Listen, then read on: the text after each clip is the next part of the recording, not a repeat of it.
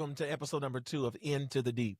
We're truly excited. I'm Raheem Warren. Today, we're going to deal with grief beyond loss. Before we dive into this conversation, I want you to do me a favor. I want you to like, share, and subscribe.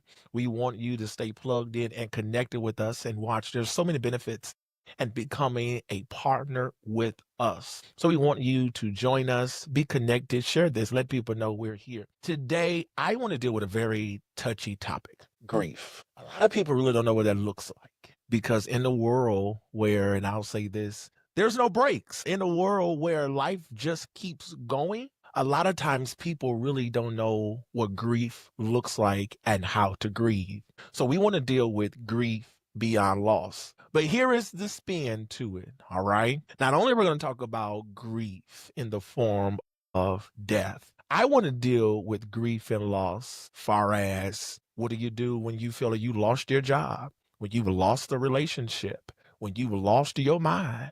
I want to deal with loss because sometimes when we hear loss, we deal with death. Today, I want to go beyond just death because so many of us, we've lost certain things that did feel like death of a physical person. Some of us have really went on a rampage because we feel like we can't go any further because we got a divorce or we've lost our job or we've lost revenue. So I want to go deep into this and I want to dive into it.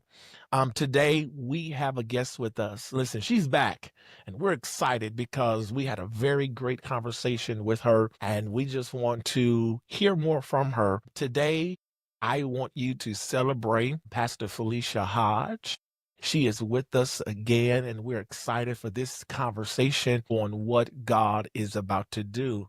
Pastor Hodge, how are you today? Hello, how are you, Apostle? I am doing great. Listen, I got to stop. This dress that you have on is phenomenal. Thank you. Now, is this from your boutique? Oh, this is from my many travels with shopping. Okay. Yeah. Now, listen, y'all, she do have a boutique. I'm going to do free advertisement real quickly. Give us the name of your boutique and where can we find it? Simply Divine Fashions, and I cater to the plus size women community because I'm a plus size woman, and who better else to tell you about plus size fashion than one that is plus size herself and proud of it. And my boutique is actually, I'm transitioning right now, so I will be setting up a new spot real soon. And when we get that, I promise you we're going to get that information Yes. for you because I believe a lot of her pieces is great. Listen, Yes. I have sent so many people to support. Thank the you. material is amazing and Thank it's you. classy. So I believe that you will be satisfied when you go and check her out. Listen, I want to go dive into this, Pastor Hodge. Yes. You can call me Felicia. Call you Felicia? Please. All right. I ain't gonna say bye, Felicia, but I'll make sure I call you Felicia. I was gonna ask you that because listen, I'm Raheem today. So I want to deal with loss, grief. And I want to say this. I saw that you lost your son. And I do want to say sympathy. And I acknowledge that I watch you keep moving. And this is me personally from my observation. For me, a lot of times people take breaks. When I lost my mother, my grandmother, I did not preach immediately. I needed about 3 months. I literally saw you the following week in the pulpit preaching. And I want to talk about that because how in the world did you do that? Like your son. So I'm like, that's every excuse to be like, you know what, God? No, not today. I want to talk. How did you do that? It's funny you asked me because I really don't know. What else was I to do? Take a break. The Lord had prepared me for it. The way my son passed from kidney failure, and we had time. There's levels to grief. And so the Lord allowed us to have time before he passed. And so I knew it was coming. And although even when you know that death is coming, it still catches you by surprise. But I was able to spend the time with my son before he passed. And my son was able to rekindle his relationship with the Lord fully, not in as I said, a deathbed confession, but he had time to work out his soul's salvation with fear and trembling before he passed. So that peace when he passed was assuring that it was okay. And the Lord had told me as I was there at the hospice house with him as he was transitioning as a mother, and he was my oldest son, and his name is Jonathan Lyons. And I told Jonathan, I said, John, as a mother, because again, pastoring doesn't come with a book to tell you how to deal with certain things. Right.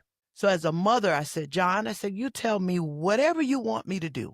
I'll do it right now. If you want me to stop working, I'll stop working. I'll bring you home. I'll take care of you. You just say it. And instantly the Lord told me, this is as far as you can go. The rest of the way he walks with me. This is as far as you can go. Because usually my son had been going through a series of health challenges, and I would stop immediately what I was doing. Hospital. I quit my job once, like he got sick, really sick, and I didn't know what else to do. So I quit my job. I said, hey, I'm not coming back. And they're like, are you just taking some time? I said, no, I quit. And you don't do things like that. I said, well, it's my son. I quit. That's that. And so the Lord told me right then, this is as far as you can go. Wow. And the rest of the way he walks with me. I want to ask you this because in my observation during the time of transition, you expressed your love, and a lot of it was how you do miss your son, and some of the things because of he was valuable and the things that he would do. For an example, I saw that he did a lot of your graphics. He does a lot of music. My musician. So how did you deal with that part of loss? You never deal with it. Just yesterday, I said, John, I need you. Just yesterday. The physical relationship isn't present, but my heart, he's in my heart. So that relationship I continue to have because he came from me. So there's a part of me and a part of him that's still connected. Like the love never dies. So I'm able to process it.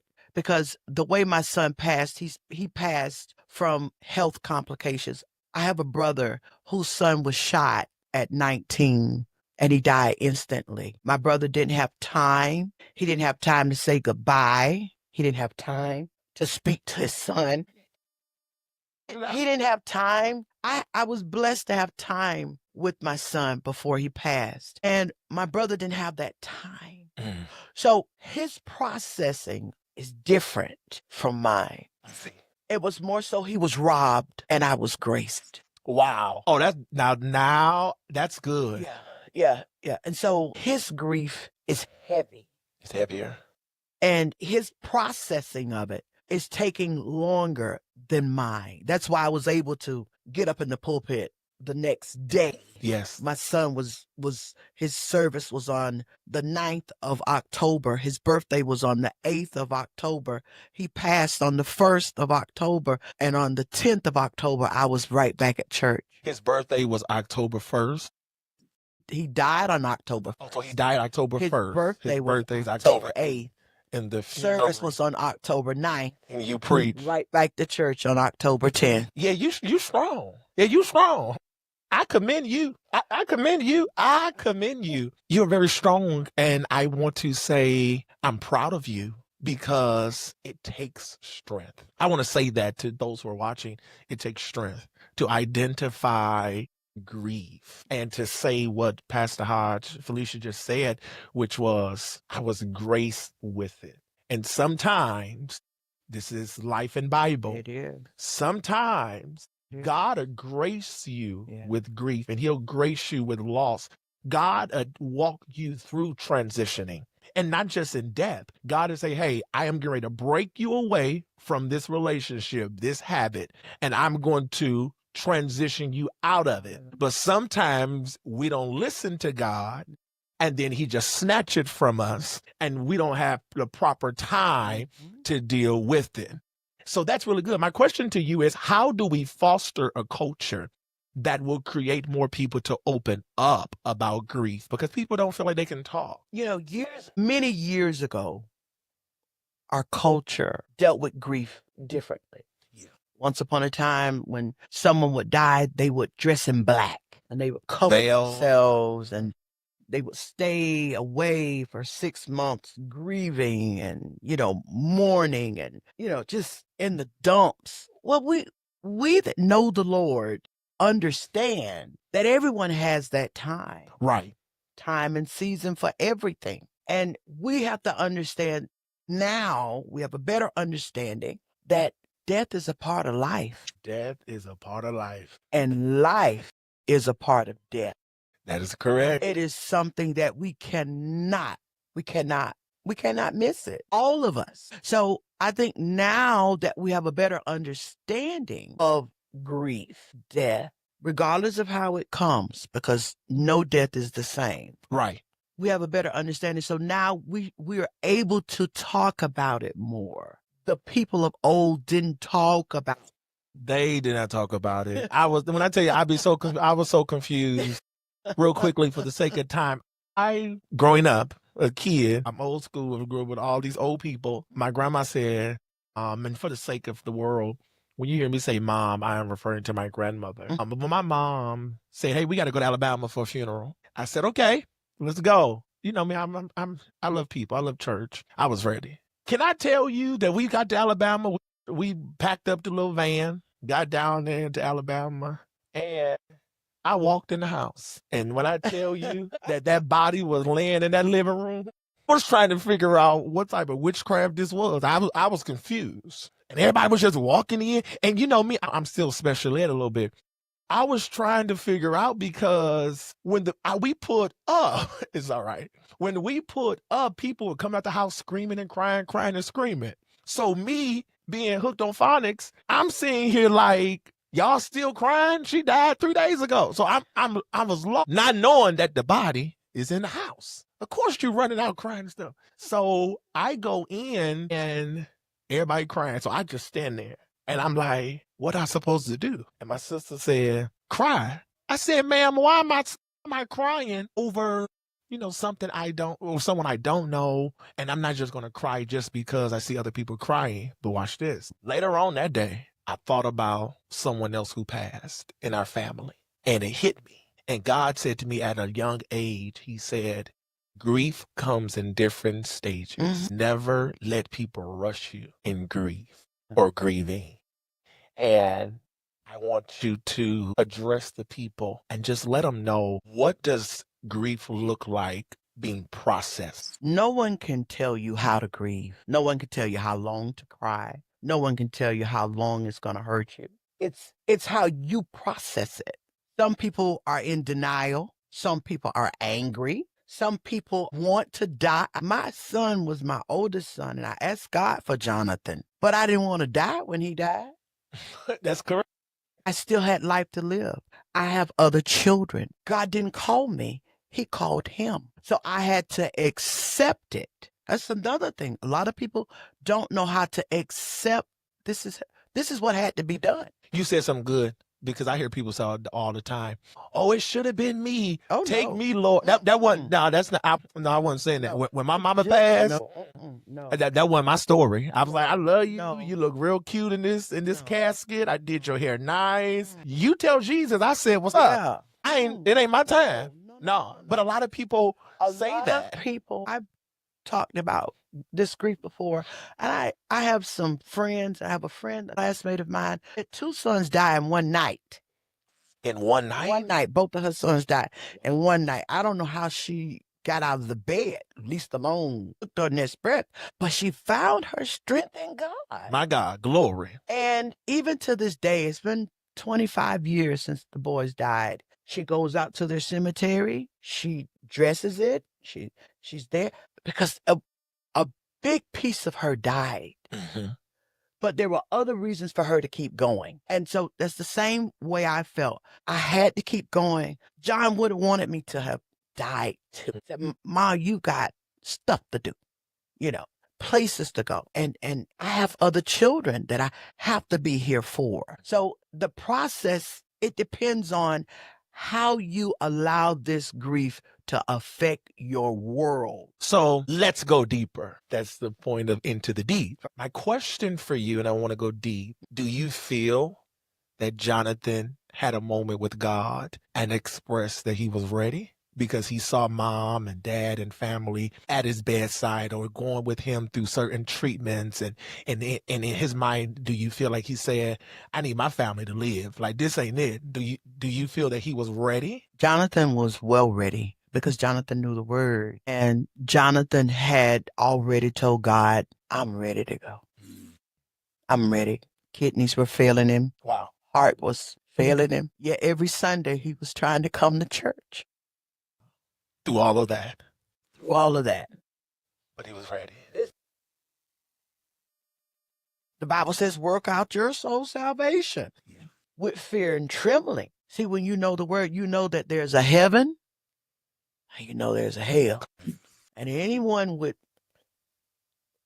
knowledge of that want to make it as right with God as they possibly can. And so he had to find peace within himself to have peace with knowing that we were going to be okay. Wow. And so when he transitioned, it wasn't a hard death.